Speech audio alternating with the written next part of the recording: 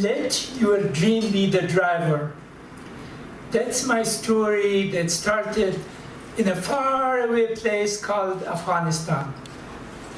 In a village 120 kilometers south of Kabul, but 120 years behind in modernity and economic development. Even to this day, people don't have running water and hydro in their homes. It's a place where it's a tough place, let me tell you. It is a tough place. It's a place where your age of maturity is not determined by your years, but it is determined by whether you can use a gun. That determines your maturity. It's a place where you are not defined by your virtues and strengths, but you are nicknamed by your weakness and defects. I was not born in an alcoholic and abusive family. I was not adopted, and I was not abandoned in a parking lot or in front of a department store. Because there are no parking lots, there are no department stores, there is no alcohol. And I was not born into poverty, because poverty is relative and a state of mind. I was born in a middle-class family, but the middle-class family meant that I had 2 pairs of clothes with lots of holes that were patched by different color of cloth. It meant that I went to school less often barefoot than the poor people did. It meant that I had sandals for most part of the year, and I had 1 cap. No toys, and no time to play with toys. It was a tough place, and you have to be tough to survive there. And my father was one. He was tough, he was influential, he was a tribal leader, and he was a dominant figure at home. I was also blessed with having several siblings from my stepmothers before I came to this world. So growing up in that family with a dominant father and several siblings who wanted to boss me around, I grew up to be very shy and timid.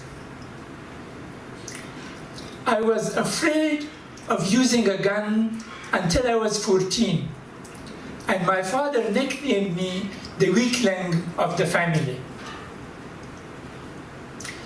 It was a place where education was considered not a blessing, but a curse.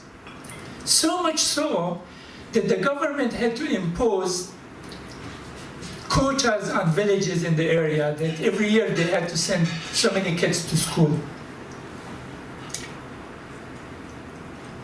My father was an exception to that rule. He was blessed, or what I can say, cursed, to have 3 years of schooling, because that's all that was available at his time. But he educated himself and was extremely knowledgeable and influential socially. However, his social influence did not translate into material wealth. His money thermostat was set at very low, and through some business transactions, he lost most of his possessions, and the small piece of land that he grew crops to provide food for us was mortgaged. At harvest times, the lenders will come and take all the good crops, and we'll be left with the leftovers to subsist. This was the time when I became 6 years old, and I was selected to go to school as part of the quota system. The villagers had to collect money and give it to my father, so their children will be spared the curse of education. Because I was shy and timid, I could not speak in front of adults, and I was afraid of authority figures. But what that helped me was to learn how to listen. And listen, I did a lot. Sometimes I listened to a lot of nonsense. When I went to school, the advantage was that I listened to the teachers and I excelled academically. I even skipped some classes to go to an upper class. It was much later in my 40s here in Canada when I found out that perhaps I was a gifted child with a lot of imagination. It was at that time, with that poverty in our home, that I came up with a dream and a strong belief in the Almighty God that when you pray, He will respond.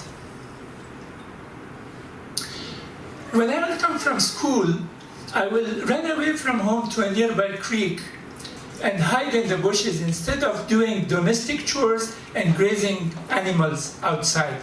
Sometimes I will pick a pebble from the creek, the size of a walnut, and put it in my pocket. At night, when I will sleep, I will pray that in the morning when I wake up, it will not be a stone. Most people will think that I wanted it to be gold in the morning, but no. I had a bigger imagination. I wanted it to be a box that I can hold in one hand with a handle that I turn around and money that I need comes out of the other side. I did this many times, but the money machine never showed up. A lot of other dreams were materialized and a lot of other things showed up. I finished school, I went to university, I got an 8-year scholarship to study in the American University of Beirut in Lebanon. I became an architect. I got my MBA and then had a good job of architecture in Lebanon, but the war started. Afghanistan was invaded by the Soviet Union. And I ended up in Canada in 1985. My parents became refugees in a neighboring country. Here in Canada, I also found a good job in architecture. As a matter of fact, I worked on very iconic projects. Just one of them to tell you, I was the project manager for the Waterloo Courthouse, which is located in Kitchener at Frederick and Weber. I sponsored my parents and brothers and sisters to come to Canada. I got married. I have 2 children, 2 boys, very handsome and sexy. As a matter of fact, one of them is sitting over there to cheer me up.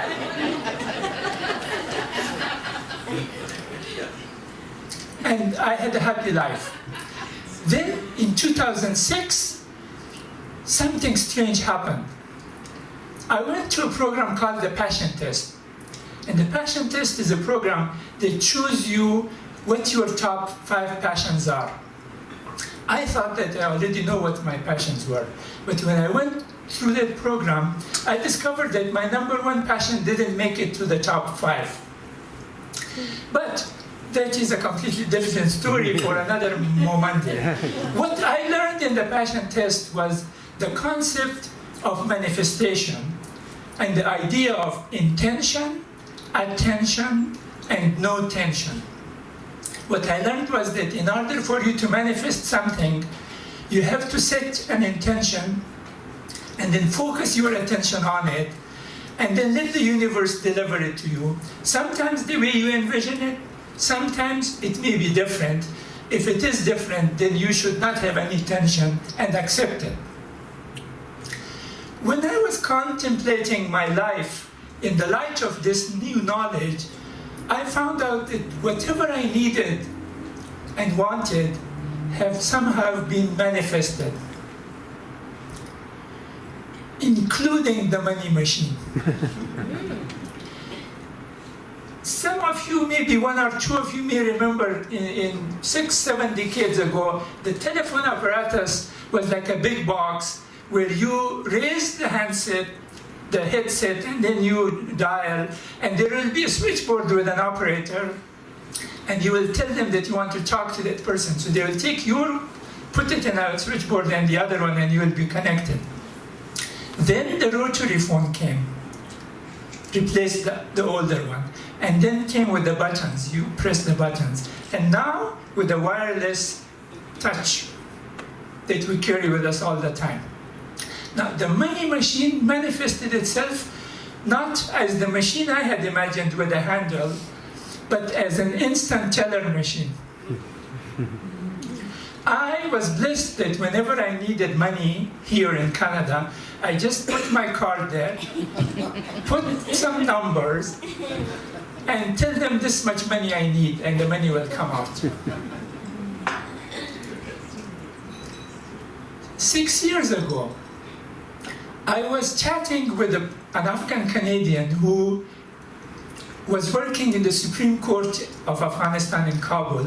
He told me that he was coming to Canada in the next few days if I needed anything. I told him, no, thank you. As customary, I told him, I want you to come safe with all your faculties intact. And I said goodbye. And then immediately something lit in my head. And I contacted him again. I said, yes, I want you to bring me something. I want you to go to Kabul River and pick a pebble the size of a walnut and bring it to me. He was surprised why I would like to have that. I told him that when you come here, I will tell you my childhood story. But a few days later, he did, and so did I. And what happened was he did bring me that stone, and I carry it all the time in my pocket to keep me grounded in gratitude and to remind me to let the dream be the driver. Thank you very much.